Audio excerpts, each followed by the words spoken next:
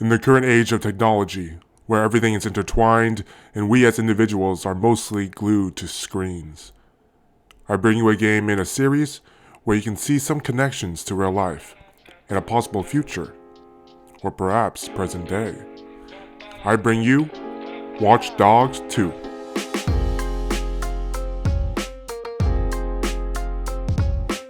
Before I continue, I want to say a quick thank you for the feedback on my last video. Please continue to chat it up in the comments, and I encourage you to subscribe and hit that bell. Also, if you're on Bluesky, follow me there as well so you know when future videos are up. Okay, back to it, broski. What is Watch Dogs 2? Watch Dogs 2 came out on November 15, 2016, and is a game set in 2016, a few years after Watch Dogs 1's events. You play as Marcus Holloway, a hacker who decides to track and apply to join DedSec's branch in San Francisco, California, after being charged for crimes he did not commit. With the use of weapons, official or 3D printed, hacking and technology, and of course, with the help of fellow DedSec members, you all aim to expose and give a big middle finger to Big Brother, run by Bloom, who has installed CTOS 2.0 everywhere, enabling them and other companies to steal and abuse your data for their personal gain. It's time you try to put a stop to that. The gameplay is quite fun in my opinion. You can choose among your standard difficulty levels, and I opted for a higher one. The game features mostly open world missions where you are tasked, for example, with stealing data from a criminal group. That involves heading to the area, sending out a drone to perform reconnaissance, and navigating your way through. Now, how you choose to tackle these missions is up to you. I haven't encountered a lost state.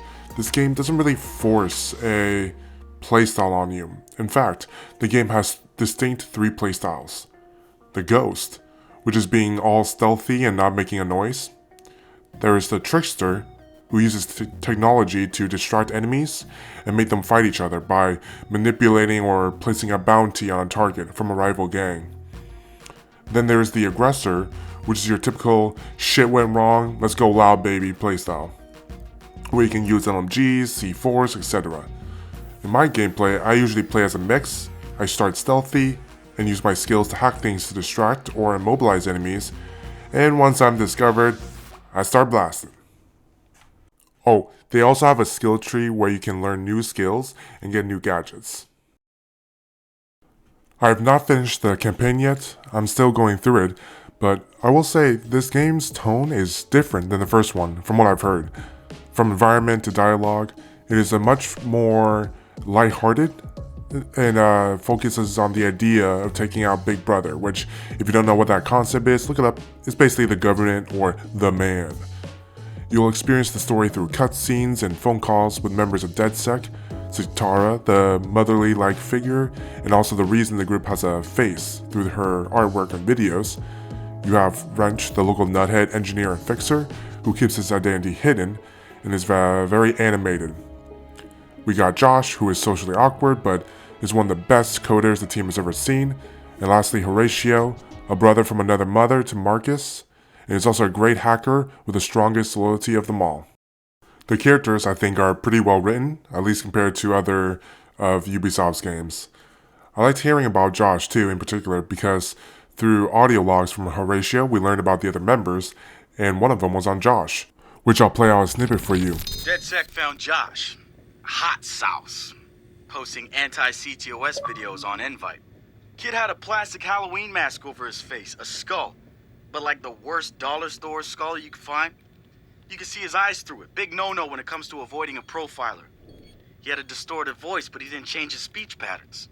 See, Josh, he's high-functioning autistic, which means he's got a very specific way of talking. Zitara found him easily, but he wasn't at all what we expected. When you get down to pure coding, Josh operates on a higher level than the rest of us. We got to look at his CTOS profile, and all kinds of nasty flags popped up. Emotionally challenged, unstable, even a low mental maturity score. He's none of those things, and he quickly became the activist soul of our group. I'll link in the description the fandom page where you can read more, but seriously, elements of storytelling like these logs are personally what makes these characters come alive more, you know? And you should play this game because you get pet dogs. There's a lot of dogs. There's probably cats too, I haven't found them though.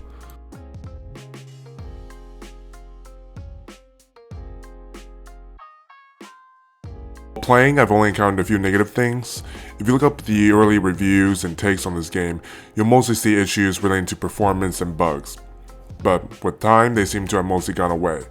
There's still the occasional crash, as I got my first one, but only after 20 plus hours in, as I mostly play on the Xbox Series X.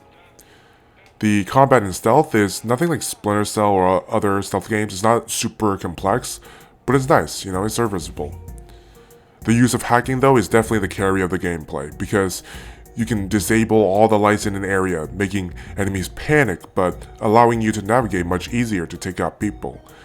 The puzzles and collectibles scattered about the world is like any Ubisoft game, right? But they can be annoying at times, especially because the game doesn't explicitly tell you that you need to get certain gadgets.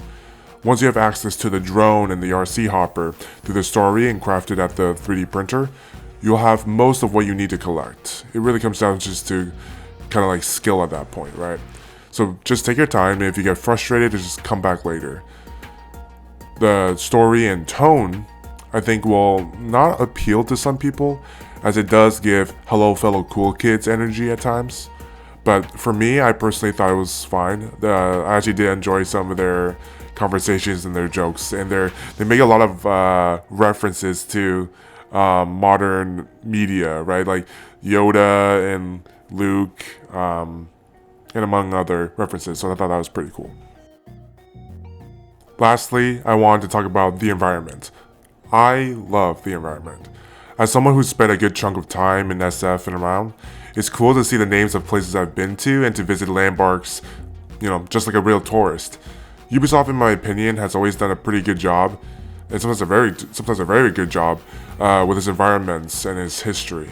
They have this in-game app called Scout X that allows you to mark and track down landmarks so that you can then take pictures of, right? You can visit well-known spots such as SF Chinatown's Gate, the classic Golden Gate Bridge, Alcatraz, and many more. The music selection is decent, and there are a few bangers on there, although for the sake of the video I can't play literally any of them, right, because I would just get copyrighted. But just take time to walk around, explore, and see the little things, like ladies doing yoga, or this one's really cute, like a newlywed couple and their friends taking photos. That is all for the video.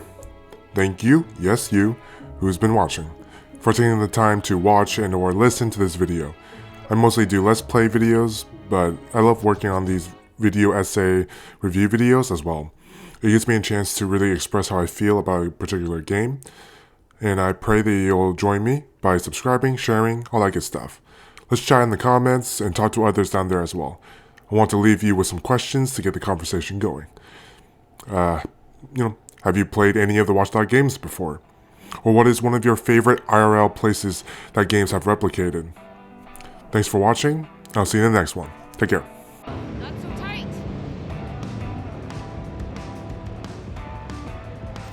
Nobody better. Dispatch 10-5 to home. Oh!